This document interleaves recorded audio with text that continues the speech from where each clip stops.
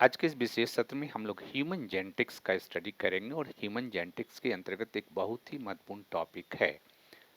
ये टॉपिक है pedigree analysis. Right.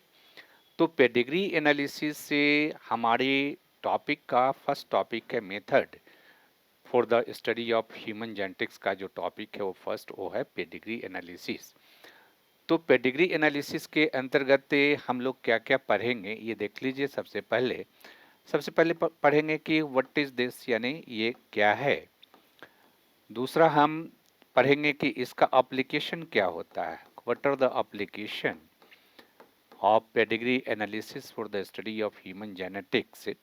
और थर्ड हम लोग डिस्कस करेंगे इसके लिमिटेशंस की कि इसकी सीमाएं क्या है।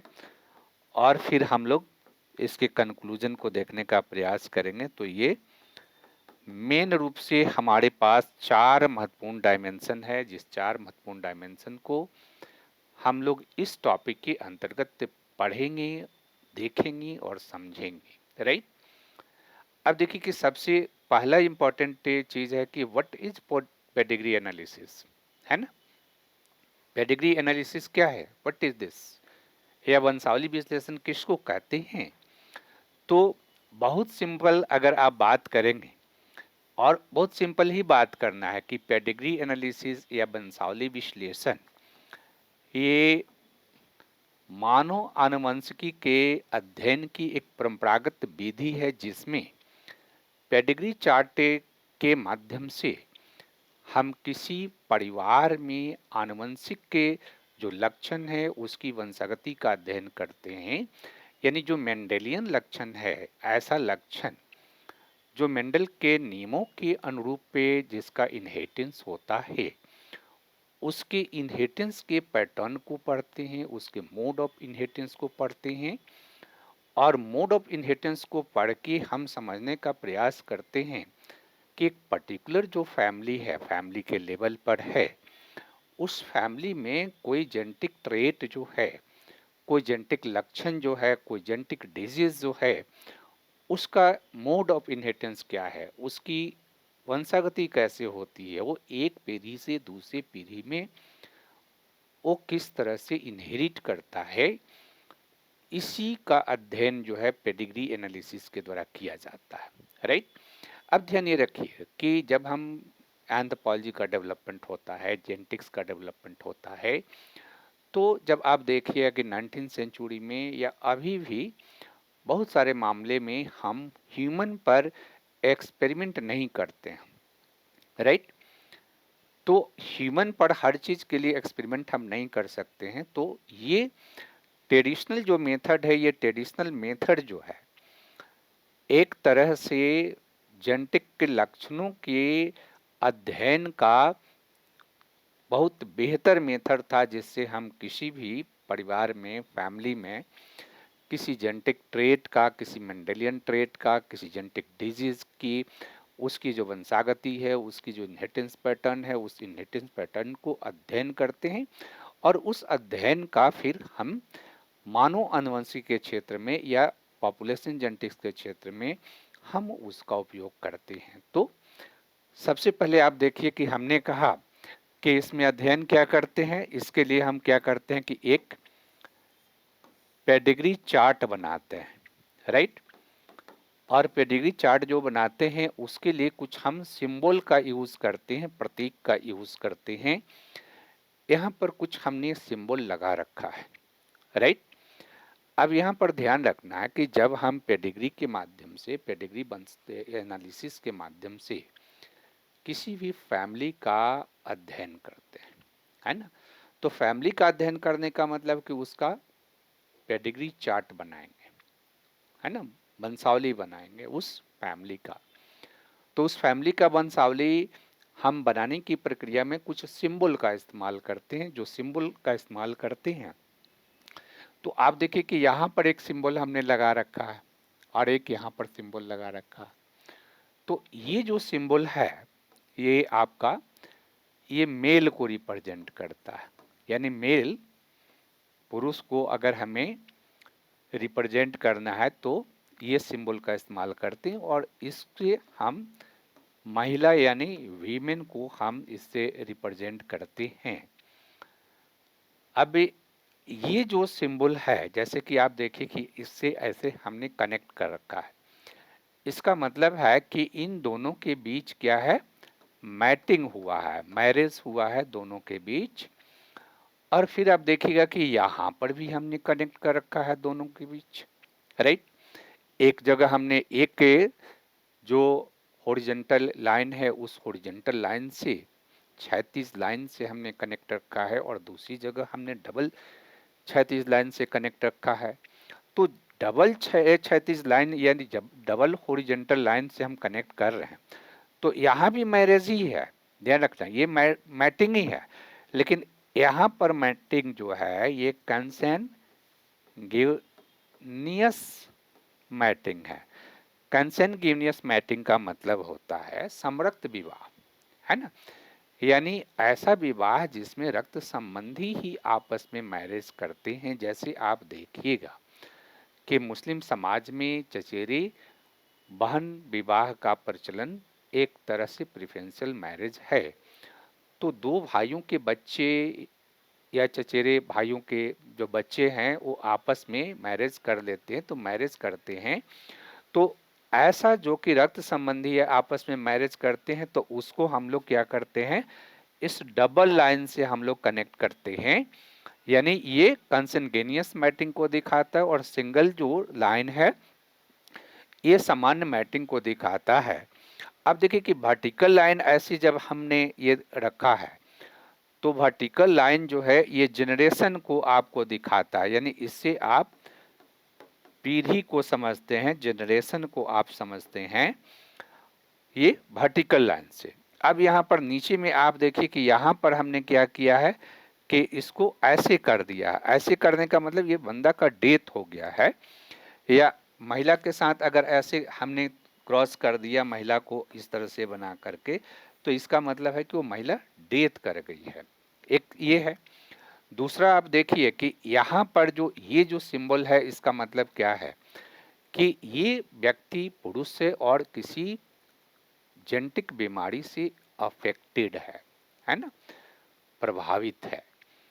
और ये महिला है जो कि जेनेटिक बीमारी से प्रभावित है।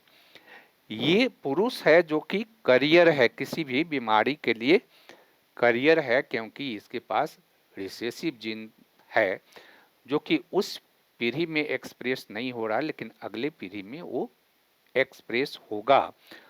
और ये फीमेल है जो कि करियर है। अब सबसे ऊपर हमने ये लगा रखा, उसके बारे में अब हम आपको चर्चा बता रहे हैं। जैसे हम जब किसी फैमिली में स्टडी करने जाते हैं, किसी रोग कोई आनुवंशिक जो लक्षण है उसकी हम ऑब्जर्वेशन करने जाते हैं कि वो लक्षण उस फैमिली में सबसे पहले कहाँ पर रिकॉग्नाइज हुआ, सबसे पहले किस व्यक्ति में यह लक्षण सामने आया। तो अगर वह व्यक्ति जो है पुरुष है ना, उसकी अफेक्टेड रहा है, और वहीं से हम वंशावली को ट्रेस कर रहे हैं, तो पुरुष अगर है तो उसको इस तरह से हम दिखाते हैं, और इसको प्रोपोजिटस कहते हैं। हिंदी में भी आप प्रोपोजिटस लिखेंगे, राइट। और अगर वो महिला है तो इसको कहते हैं प्रोपोजिस्टा, ठीक है। तो ये मोटा मोटी सिंबल है जिसका इस्तेमाल हम लोग वंशावली विश्लेषण के अंतर्गत करते हैं। और वंशावली विश्लेषण के अंतर्गत हम जब करते हैं तो इसका एप्लीकेशन हम करते हैं किसी रोग की वंशागति का इनहेरिटेंस पैटर्न को जानने के लिए, यानी मोड ऑफ इनहेरिटेंस उसका क्या है, इसको जानने के लिए हम इसका इस्तेमाल करते हैं। तो मैंने कहा कि जब भी हम किसी भी फैमिली में और किसी भी परिवार में हम इस तरह का स्टडी करते हैं, तो सबसे पहले हम खोजते हैं कि किसमें ये बीमारी जो है सबसे पहले लक्षण ये आया। उसको सबसे पहले हम वहीं से वंशावली का निर्माण शुरू करते हैं। जिसको पुरुष होगा तो उसके लिए प्रोपोजिटस शब्द का इस्तेमाल करते हैं, और महिला होगी तो प्रोपोजिस्टा उसको कहते हैं। तो एक तो यहाँ से हम शुरू कर रहे हैं। अब शुरू कर रहे हैं तो जैसे कि हम लोगों ने मेंडल लॉ ऑफ इनहेरिटेंस पढ़ा, तो मेंडल लॉ ऑफ इनहेरिटेंस में दो चीजें बड़ा ही मार्केबल है वंशावली विश्लेषण में, कि द लॉ ऑफ डोमिनेंस है ना, प्रभाविता का नियम, और द लॉ ऑफ सेग्रीगेशन है ना, पृथक्करण का नियम। ये दो नियम हम लोगों ने पढ़ा।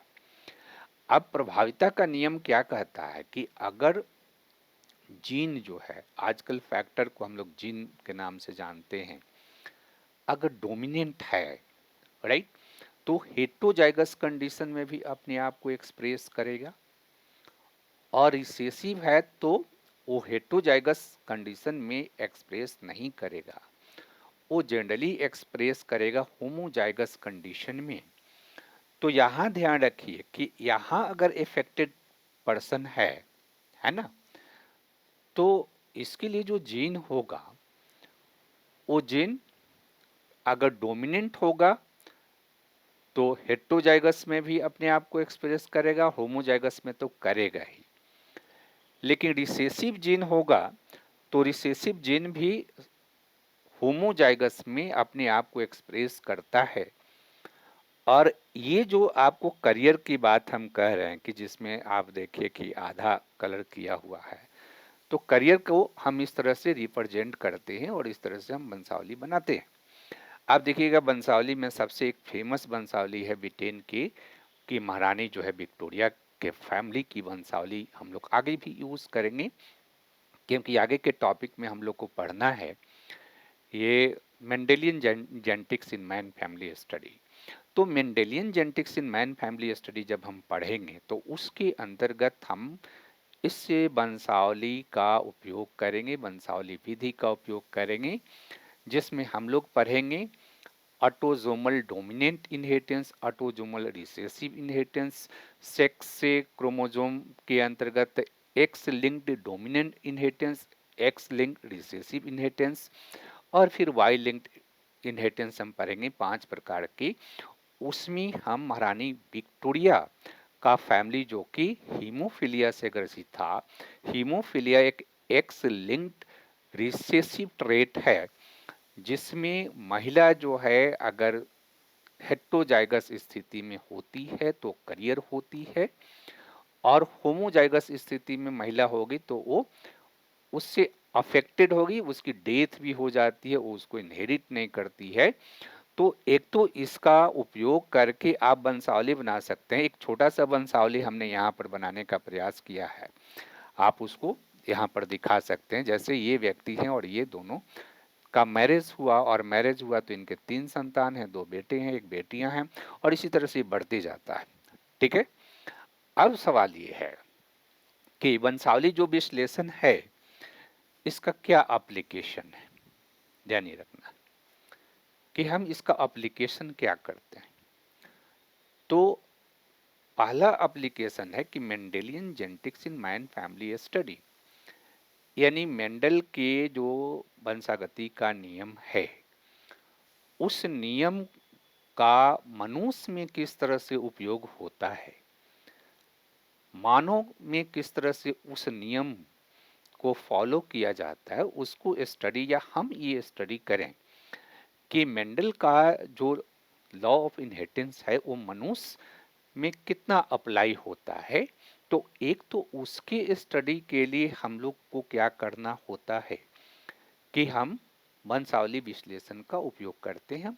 सबसे पहले हम पेडिग्री चार्ट का निर्माण करेंगे। दूसरा कि हमें किसी डिजीज का डायग्नोसिस करना है ना, पता करना है, और उसके मोड ऑफ इनहेरिटेंस को पता करना है कि वह जेनेटिकल डिजीज जो है किस रूप में आगे बढ़ रहा है ना।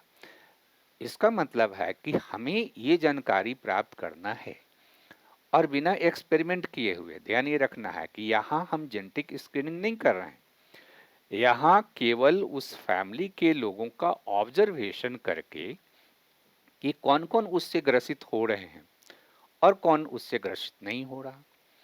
तो उसका ऑब्जर्वेशन करके हम ये बात पता लगाने का प्रयास करें कि यह फैमिली जो है किसी खास बीमारी से ग्रसित है, तो वह बीमारी डोमिनेंट जीन के कारण है या रिसेसिव जीन के कारण है। अगर इसकी जानकारी हमको प्राप्त करनी है, तो इसकी जानकारी प्राप्त करनी है तो हम क्या करते हैं, वंशावली चार्ट का निर्माण करते हैं और उस वंशावली चार्ट से मोड ऑफ इनहेरिटेंस में डोमिनेंट है, रिसेसिव है, ऑटोसोमल है, एक्स लिंक है, वाई लिंक्ड है, ये सारा चीज क्लियर हो जाएगा। क्योंकि ध्यान ये रखना है कि जैसे हमने पहले पढ़ा कि ऑटोसोमल जो क्रोमोसोम है, उस क्रोमोसोम पर जो जीन होता है, वह जीन समान रूप से पुरुष और महिला में इनहेरिट करता है, राइट। यानी लड़का लड़की में समान रूप से जो है इनहेरिट करेगा। लेकिन अगर रिसेसिव जीन होगा, खास करके एक्स, ऑटोसोमल डोमिनेंट हो रिसेसिव हो, उसमें मेल फीमेल में कोई अंतर नहीं होगा। लेकिन एक्स लिंक्ड जो जीन है, वह जीन महिला और पुरुष में डिफरेंट तरीके से उसका इनहेरिट होगा। ये हम वंशावली का जो चार्ट बनाते हैं, उसी से मोड ऑफ इनहेरिटेंस हमको पता चल जाता है। ऐसा ही वाई क्रोमोसोम के साथ होता है। वाई क्रोमोसोम पर चूंकि वाई क्रोमोसोम मेल में ही होता है, मेल में होता है तो उस पे जो जीन होगा वो केवल और केवल मेल से मेल में जाएगा, राइट। लेकिन एक्स क्रोमोसोम फीमेल में 2 होता है, मेल में 1 होता है। तो फीमेल में कोई रिसेसिव ट्रेट होगा, वो हेटेरोजाइगस स्थिति में होगा, तो उस स्थिति में वह फीमेल करियर बनती है। लेकिन अगर मेल में वो गया और वो सिंगल ही है, तो वो उससे अफेक्टेड हो जाएगा। जैसे आप देखेंगे कि महिला जो है, हीमोफीलिया के लिए हेटेरोजाइगस कंडीशन में महिला करियर होती है, लेकिन मेल के पास चूंकि एक ही एक्स क्रोमोसोम है, तो उस स्थिति में वह मेल अफेक्टेड होता है। तो एक तो डायग्नोसिस हम कर लेते हैं। तीसरा इसका एप्लीकेशन क्या होता है कि हम लोग का एक टॉपिक है जेनेटिक काउंसलिंग, है ना। तो आप जेनेटिक काउंसलिंग करने जाएंगे, राइट। तो जेनेटिक काउंसलिंग के लिए हमें क्या करना होता है, हमको पहला काम करना होता है कि किसी भी फैमिली का जेनेटिक काउंसलिंग करना है, तो हम उसका एक पेडिग्री चार्ट बनाते हैं और पेडिग्री चार्ट से हम मोड ऑफ इनहेरिटेंस को पता करते हैं और मोड ऑफ इनहेरिटेंस से हम भविष्य में उस बीमारी का इनहेरिटेंस कैसे होगा, कौन कौन लोग भविष्य में प्रभावित हो सकते हैं और कम लोग प्रभावित हुए हो उसके लिए विकल्प क्या है। तो हम उसको विकल्प भी सुझाते हैं।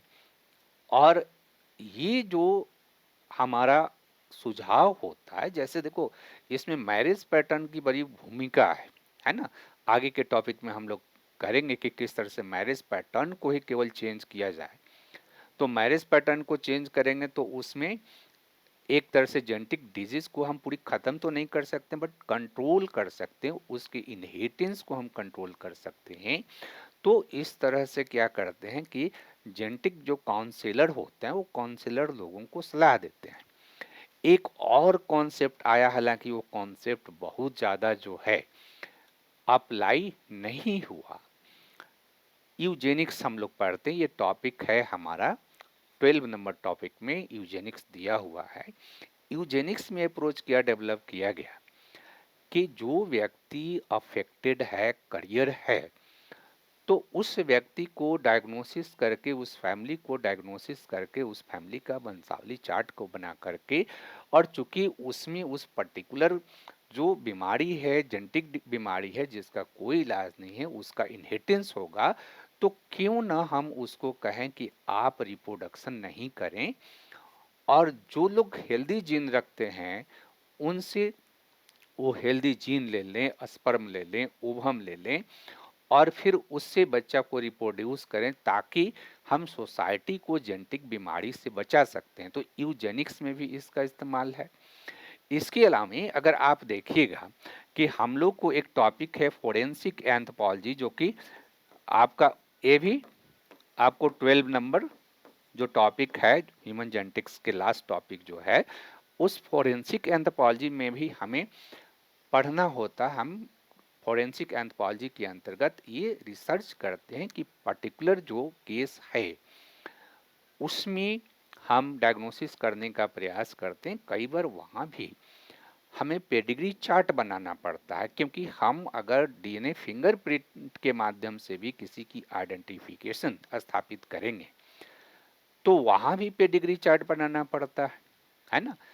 क्योंकि पेडिग्री चार्ट जब हम बनाएंगे तो किसी को इस्टेब्लिश जब करते हैं या ब्लड ग्रुप के डोनेशन के माध्यम से भी, हमने पहले भी बताया कि मेंडल लॉ ऑफ इनहेरिटेंस जो है, इससे हम पैटर्निटी डायग्नोसिस कर सकते हैं, मैटरनिटी डायग्नोसिस कर सकते हैं, क्योंकि उसका इनहेरिटेंस पैटर्न जो है डिफरेंट होता है।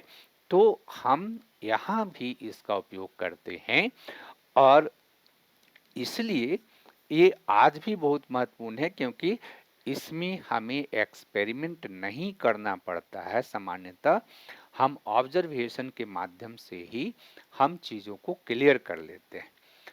अब ये हुआ आपका वंशावली विश्लेषण। वंशावली विश्लेषण के बाद इसका लिमिटेशंस क्या है ना? तो देखो, लिमिटेशंस है कि ट्रेडिशनल मेथड है।